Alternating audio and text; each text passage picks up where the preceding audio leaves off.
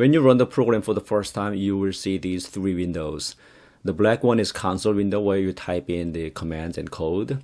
You can adjust the font size and also the color. Also, there are two other windows. One is the settings and variables.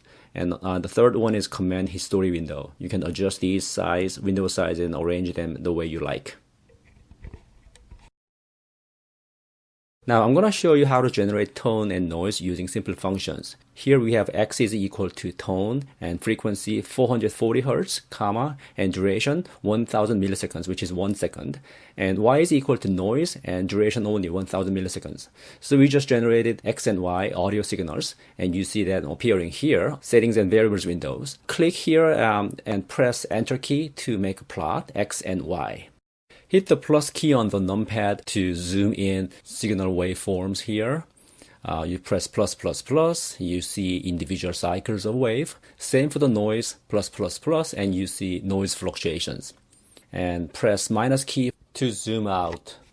Same for noise here. You can also use arrow key to go left or right in time. Both signals are in full scale or at maximum volume. So if you play them as is, they may be too loud. Also, if you mix them, it'll go above the limit and cause clipping. So we need to scale the level down. Use the at operator. Now hit the up arrow key a few times and go back to previous commands and edit the code. Put at and a negative number.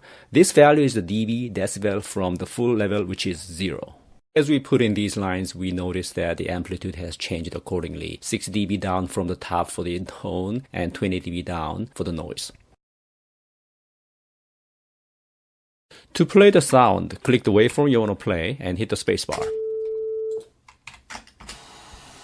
You can also play from settings and variables window here. So click the variable you want to play and hit the spacebar.